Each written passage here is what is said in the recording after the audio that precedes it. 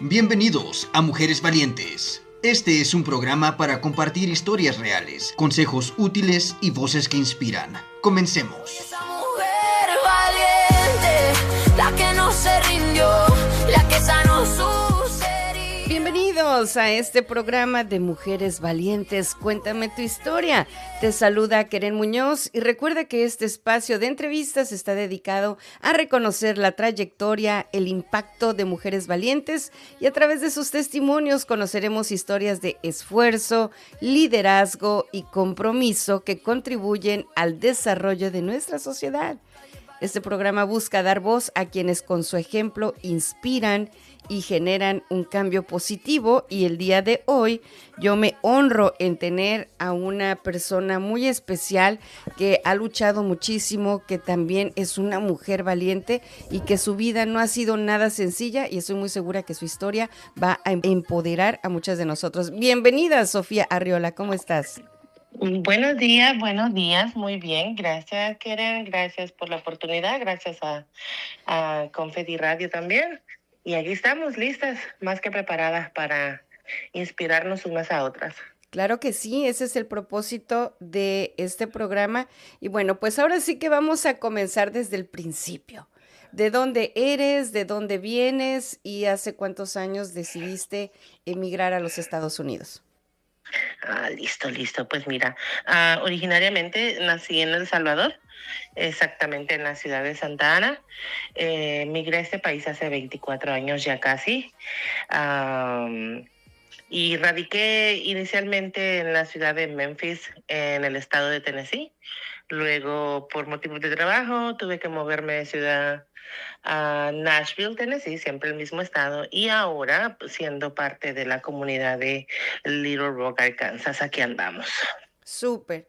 Y bueno, pues cuando tú decides hacer esta migración, ¿qué pasaba por tu mente? ¿Cómo pensabas en los Estados Unidos cuando estabas en tu país?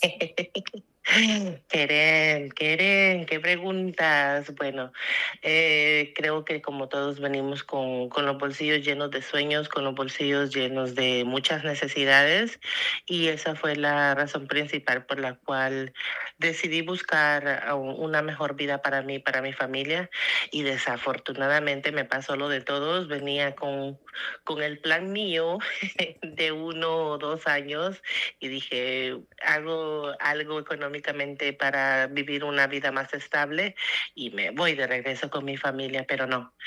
En ese ir y venir ya van casi 24 años, como mencioné anteriormente, y sí, fue la razón principal esa, buscar una mejor economía, una mejor vida. Pero fíjate que sucedió algo bien importante en mi vida, en lo personal. Estaba joven, más bonita, más rozanante, más hermosa, y traía también como la idea de que Estados Unidos era, entrando a Estados Unidos era como que wow, aquel país lleno de rascacielos, lleno de edificios, de calles bonitas, casas hermosas que se miraban en las películas en aquel tiempo. Pero no, la realidad fue otra, y fue cuando me dio el golpe de así como de que, ¿qué? ¿Esto es Estados Unidos? ¡Wow! Y sí, empezaron a cambiar un poco mis sueños, mi forma de ver el país, pero me fui acomodando y mira, nuevamente casi 24 años. Sí, creo que todos venimos así como bien lo dijiste, nada más un año, nada más 2 años, nada más construyo mi casa y ya hacemos vida aquí en este hermoso país. Y bueno, ¿qué era lo que estaba pasando en tu país cuando decidiste irte? ¿Cómo era la situación política y económica? Mira, políticamente acabamos de pasar una guerra en El Salvador bastante fuerte, donde dejó secuelas de mucha pobreza, secuelas de falta de sistema de salud, falta de la familia también, porque fue cuando las familias empezaron a emigrar a diferentes partes del mundo, no solamente a Estados Unidos, pero sí, claro, obviamente toda la gente pensaba que Estados Unidos era la mejor opción, pero una guerra había dejado una secuela bien fuerte, y parte de la secuela de eso, y la falta de trabajo, falta de todo un poco, en un país que carecía de muchas cosas, empezaron lo que fue las pandillas en aquel tiempo, y fue bastante fuerte porque haz de cuenta que ellos te obligaban a sí o sí tener que darles una cuota, la mensualidad, como antes le llamaban, o la renta, como también le decían. Entonces, era bastante difícil porque acabamos de salir de la guerra, pero estábamos ya en la transición de las pandillas que estaban destruyendo no solamente familias, el país entero. Y ellos o sea, si ustedes tenían un negocio, ellos les pedían una renta como pasa en México, de que nosotros te vamos a cuidar, te vamos a proteger, pero tienes que dar cierta cantidad. ¿Era algo similar? Fíjate que no, Karen. No era solamente, ellos no se enfocaban en los negocios, ellos se enfocaban en todo. Si tenían una casa y veían que la persona, pues, de repente tenía televisión, de repente tenía un poco de comodidades, ellos siempre tomaban ventaja. Se veían jóvenes, tanto niños como niñas de 8, 9, 10 años. Y sí, desafortunadamente las cifras de las edades comienzan por ahí, los reclutaban, o si los padres no querían dejar que los reclutaran, pues mataban a los padres, les cortaban las manos. Era algo bien como de película, y hay varias películas sobre de eso, pero créeme que ninguna narra ni presenta la realidad que se vivió dentro de cada familia. Qué tremendo. Sí he escuchado yo algunas cosas, pero ahora que lo dices es como un dato más, que alguien lo haya vivido de viva voz y que nos pueda decir realmente la situación que pasaba. Y entonces imagínate, vamos a regresar a Sofía a ese día que dices, el día de hoy me voy para Estados Unidos. ¿Cuáles fueron las emociones que sentías en tu corazón y los pensamientos? ¿Tenías alguna idea de cómo iba a ser el viaje? Ah, nuevamente, por lo que le platicaban a uno, decían que el tren, que la bestia, que pasando por Guatemala, por México, porque nosotros tenemos que cruzar dos fronteras desde El Salvador. Realmente eran muchas las historias que se rumoraban, pero definitivamente cada viaje tiene algo diferente, algo diferente. Y en mi caso, yo decía, wow, tenía un trabajo estable, había terminado una carrera, y comenzaba prácticamente mis inicios en mi carrera profesional como enfermera. eh, y me tocó que renunciar, dejarlo todo. Incluso mis compañeros de trabajo me decían, pero ya tienes un trabajo estable, tienes una plaza, en aquel tiempo se le decía plaza, donde estás estable. Y yo les decía, sí, pero mi situación económica y la de mi familia necesita mejorar, no quiero vivir toda la vida así, porque siempre en mi mente ha estado eso de no quedarme en un solo lugar. Claro. Empezar siempre a conocer rutas nuevas, tocando puertas, y esa fue la razón principal, la que me llevó a renunciar, y fue así como un golpe de realidad que te dice, bueno, lo estás dejando todo y comenzar un viaje donde no sabes si vas a lograr el objetivo de llegar hasta el país donde quieres emigrar, y sí, fue bastante difícil. ¿Tu familia qué dijo? ¿Sabían o no sabían? Creo que en ese momento se rompió mi familia, y desafortunadamente te lo tengo que decir de esa manera, se rompió porque mi ciclo familiar es muy, muy, muy cerrado, muy, muy corto, porque carecimos de papá, que pues pasó otra historia por ahí. Mi madre es hija única y siempre vivíamos todas juntas, mis hermanas, mi hermano y mi abuelita, que era mamá de mi mamá. Entonces, hazte cuenta que siempre fuimos demasiado unidos, todos viviendo juntos, nunca nos separábamos, y hasta el día de ahora nunca nos hemos separado. Y fue ahí donde se rompió mi círculo. Fue un día que, a pesar de los años, sigue en mi memoria, y va a seguir allí rompiendo, dejando esa gotita que sangra el corazón, porque son heridas del alma. Cuando empiezas a madurar esta decisión, ok, me voy a ir, ok, ya está todo listo. ¿Hubo alguien a quien no querías dejar atrás? Sí, sí, definitivamente. Am, Personalmente te puedo asegurar que mi madre y mi abuela siempre han tenido una conexión enorme conmigo y esa era la razón principal. Sentimentalmente quizás no, porque esa persona tomó otro rumbo y andaba por ahí haciendo cositas malas. Entonces como que por el lado sentimental no, pero por el lado familiar sí. ¿Y cómo fue despedirte? ¿Qué les dijiste? Ya me voy a los Estados Unidos. Karen, no tuve el valor, no tuve el valor. Tenía tantas cosas en mente al momento de decir adiós, de tomar el autobús hacia donde me tenía que dirigir. Llegué a la casa y tenía tantas cosas en mente que no pude hablar. El llanto se apoderó de mi garganta y simplemente un adiós fue incluso difícil decirlo, solamente un abrazo y llanto y dar la vuelta y empezar a caminar. Cada paso se hacía más pesado, más pesado, más pesado.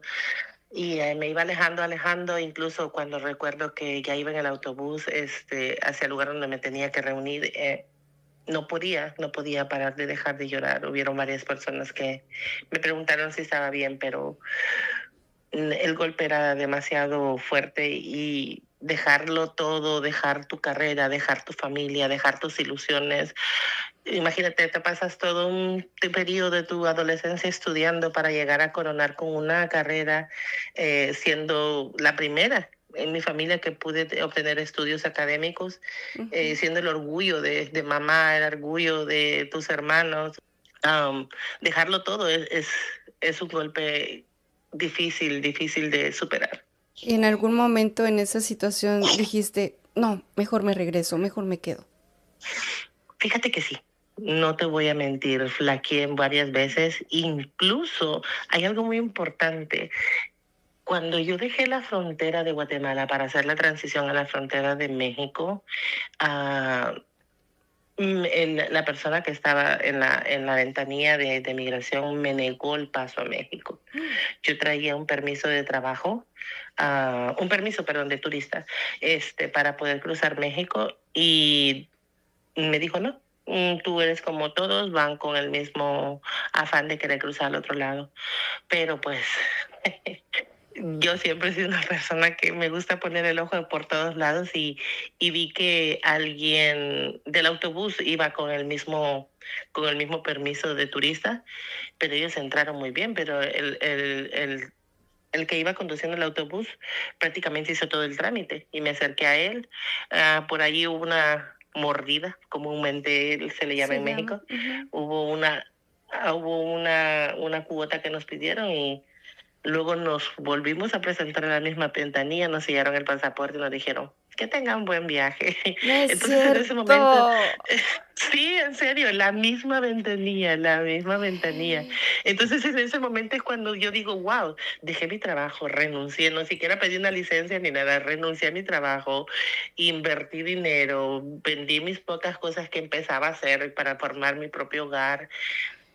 Era como que, wow, me congelaron todos los pensamientos y me quedé así como, ¿y ahora qué hago?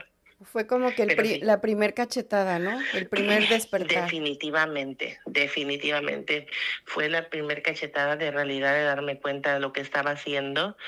um, Porque no te das cuenta, y creo que nos pasa a todos, no te das cuenta hasta que lo estás viviendo y dices, wow, me desperté y estoy aquí tirada en la media de la nada y ¿qué hago acá?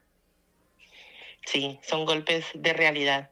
¿Y cómo manejabas el comunicarte con tu familia? ¿Cómo era la tecnología en el tiempo en que tú estabas en el Uy, trayecto? no, Karen, con palomas mensajeras, no te creas. Y era súper Era. difícil, ¿no? Y desesperante.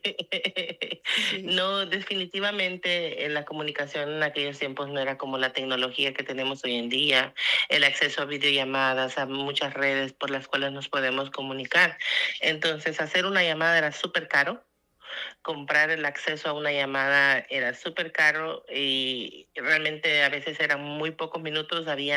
Recuerdo que habían tarjetas que compraba en el camino y decían que te daban 20 minutos y hablabas 1 o 2 minutos y se acababa el saldo.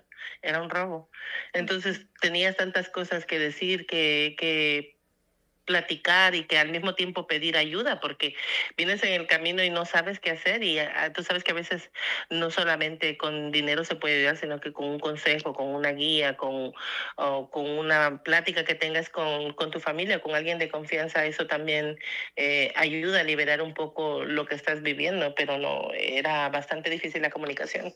Y aparte también el tratar de confiar en personas que no conoces. Es Sí, más fácil confiar con tu familia porque siempre estás con ellos, pero ¿cómo confiar con personas que nunca has visto en tu vida? exactamente. Y el sentirte Eh, vulnerable en otro país, aunque es el mismo idioma, pero otro país, otras costumbres, otras mañas. Entonces, ¿cómo pudiste ir saliendo victoriosa de todas estas pequeñas pruebas que ibas teniendo durante el trayecto? Fíjate que siempre Dios pone personas, Karen, y qué buena pregunta, porque Dios pone personas en tu camino y cuando creo que estamos más cerca de Dios, también nos suceden cosas, más pruebas, pero también nos suceden esos milagros, esas personas, esos angelitos que Dios nos manda. Y hubieron varias personas que en el camino aparecieron de la nada y me dieron un apoyo increíble, increíble, un alimento, un lugar donde quedarme. Y sí, son tantas personas que quizás pasaríamos días enteros platicando de mi travesía, pero si generalizando un poco, hubieron demasiadas personas que Dios me puso en el camino y mi vida, y el camino, perdón, se hizo más ligero.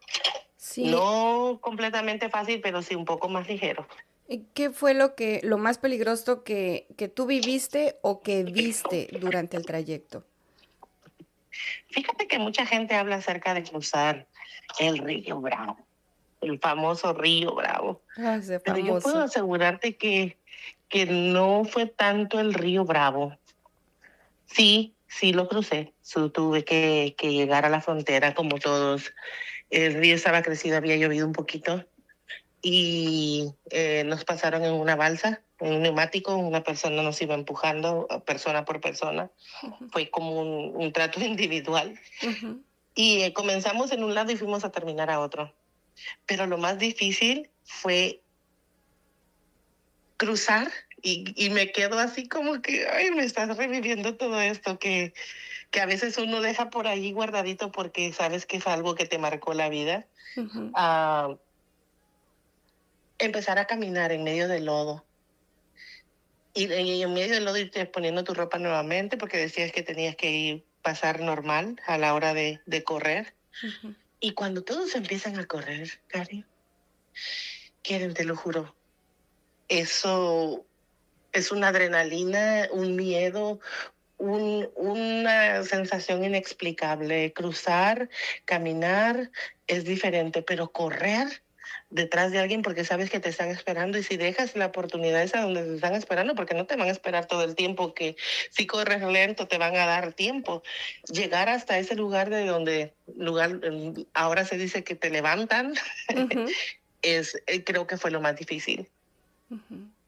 Y era como que, que nadie te dijo que eso iba a pasar, porque a veces cuando te dicen, ok, vas a pasar esto, vas a pasar, No, no sé, el fíjate que en mi checkpoint. caso sí me dijeron, Ajá. pero me dijeron, oh, no, cruzar al otro, mira, va a pasar esto y eso, vamos a cruzarlo, vamos a empujar en el neumático, vamos a llegar al otro lado y ahí nada más corremos como una cuadra y ya luego va a estar un carro así, y se suben, se esconden debajo de los asientos y nos vamos al siguiente punto.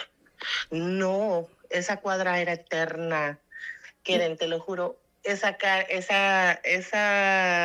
cuadra no calle, terminaba. esa cuadra no terminaba. Te lo juro que quizás corrimos como unos 15 minutos y obviamente sabes que 15 minutos no es una cuadra. Ujú, ujú, Y eso que no soy corredora profesional. ujú. Pero sí, eso creo que para mí fue lo más difícil. Y también pues el ir pensando, ¿no? Como voy corriendo porque me estoy ocultando de alguien. ¿Tú sabías de quién te ocultabas o nada más ibas corriendo porque veías que los demás tenían que hacerlo también? Fíjate que sí, creo que las personas que nos cruzaron, eran personas que sabían lo que realmente estaban haciendo. Dijeron, mira, van a haber unos oficiales, si ven una patrulla, traten de esconderse lo más que puedan, no salgan, no respiren, no usen teléfonos, no hagan nada, pierdas entre medio de la maleza, entre medio de los árboles, los arbustos, lo que encuentren. Sí, sí nos prepararon un poco, pero recuerdo que cuando vi a uno de ellos, dije yo, no, ya, aquí quedé, aquí fue todo. Pero no sé, creo que... Y, y creo que sí lo sé. Sé que Dios estuvo allí porque que no te vean y estando tan cerca de ti es como que te hacen invisible. Sí. Y fíjate, te voy a comentar algo porque, y quiero mencionarlo porque mucha gente dice, wow, cruzaron, llegaron en un mes, 2 meses, 3 meses. Mi travesía fue de 7 días Wow, hasta la desde El ciudad de Salvador. Laredo, Texas, desde El Salvador hasta allá. Y la persona que me cruzó el río me cobró $250. En serio, wow. Pues Ujú. yo creo que, fíjate que en el transcurso de las em, historias, una de mis entrevistadas me comentó, dice, fuimos del grupo que podríamos llamar VIP, dice, porque la mayoría, dice, de mis acompañantes o personas que después platicábamos sobre la travesía, dice, éramos como los privilegiados en aquellos entonces antes de que se volcara pues toda la situación política en el transcurso de los años, ¿no? Sí, claro. De hecho, hasta, Y es cuando, sí, perdón, continúa. dime, y es cuando tú dices, hay un propósito y crees en lo que tanto le pides a Dios, si eres una persona que siempre busca de Dios y crees que Dios está obrando en tu vida y te va guiando, no solamente obrando, te va guiando, te va cuidando y dices, ahora puedes comparar a la situación que vivimos actualmente y dices, wow, Dios ha sido bueno. Sí, y nuevamente en ese transcurso, en las personas que hacen el cruce, las personas que se vuelven tus compañeros de viaje, empiezas a formar sin querer o por sobrevivencia esos lazos de protegerse unos a otros. ¿También a ti te pasó? Fíjate que nosotros nada más veníamos 2 personas de allá de El Salvador, que era el esposo de una compañera, y aquí viene algo también que fue como que te atreviste a tanto. Yo trabajaba en un hospital y el esposo de una compañera pues emigró, entonces veníamos solamente los dos desde El Salvador. Y cuando llega el momento de separarnos, porque teníamos que separarnos, fue como que, ¿ahora qué hago? Estoy aquí sin conocer a nadie. Llegué a la ciudad de Laredo, Texas. Nos tuvimos que separar porque llevábamos rumbos diferentes. Yo no conocía a nadie, absolutamente a nadie. Y es cuando nuevamente empiezan a aparecer esos ángeles, personas que Dios te pone en el camino y te abren, no solamente te brindan una mano, te abren las puertas de su hogar, de su corazón, porque obviamente quizás ya habían pasado por algo similar o simplemente porque son personas de buen corazón. Y llegar a un país donde no conoces a nadie, no tienes familia y venías con alguien y te tocó que empezar sola de la nada, es no es fácil, no lo es. ¿Te enfrentaste también a llegar a un lugar donde empezaste a ver las reglas que nunca viste en tu país? De Reglas hecho, sí, como esto no se agarra porque no lo compraste, esto no lo sí. toques porque es de esta persona, también. Fíjate que llegué a la casa donde mi amiga me había conseguido, mi amiga de El Salvador, Ujú. y ellos eran familia de ella, un hermano. Y recuerdo hasta el día de ahora también igual, porque la señora cuando me vio, pues en aquel tiempo yo estaba, Barbie, Ujú, claro. muy, bueno, muy, Fiu, muy fiu. diferente. Entonces, fiu, fiu, con la juventud por delante y como que la señora, la esposa del señor se enceló Ujú. y tenían una habitación vacía en la casa y la señora me dejó durmiendo en el garage. No es cierto. Sí, yo llegué por ahí del mes de abril, sí, y me puso un calentoncito chiquito, una sábana, un sofá lleno de agujeros, y ahí estuve como un mes y medio, porque no soporté, porque la señora no me dejaba entrar a la casa solamente para cocinar y para ir al baño. ¡Ah! Dios mío. Sí, sí, sí, sí, sí, sí. ¿Y cómo hiciste para, pues cuando uno llega, llega sin nada, ¿no? Nada más con lo que traes puesto y con muchas esperanzas y muchas ganas de trabajar. ¿Cómo fue primero ver la ciudad completamente diferente a lo que venías viendo en la travesía? Em, una ciudad bonita, un idioma diferente. ¿Cómo lidiaste eso de tener que conseguir ropa, em, el tener que pedir raite? Porque me imagino que también al conseguir trabajo, pues las distancias son largas. ¿O cómo fue ese proceso? Fíjate que para eso me había preparado un poco. La persona que nos recibió acá me dijo que tenía que mandar dinero para cuando llegara, Ujú, comprar ropa, comprar cosas de uso diario. ujú, Entonces, en ese aspecto sí estaba un poco preparada, ujú, pero la realidad fue la del trabajo. En esos tiempos recuerdo que había un staff en la ciudad de Memphis, Tennessee, y no sé si tú llegaste a escuchar, porque yo recuérdate que somos de Memphis, Tennessee. sí, todos Um, pasamos por los staffings. Dale. sí, Paramount Picture, Paramount Staffing, que hacía que tenían los warehouse de Paramount Picture, de todos las películas y todo eso, ellos nos llegaban a traer a la casa. Ellos nos llegaban a traer a la casa, ahí fue un poco de ventaja, pero sí, llegar a trabajar, te dicen vas a hacer esto, vas a hacer lo otro, pero no entender ni la A por lo redondo de lo que te están diciendo y te quedas así como que, ¿qué hago? ¿A Ujú. dónde voy? ¿Qué digo? ¿Cómo puedo hacer? Y te vas abriendo espacio y perdiendo miedos, pero creo que la barrera más grande es la del idioma, porque tenemos que comunicarnos Ujú.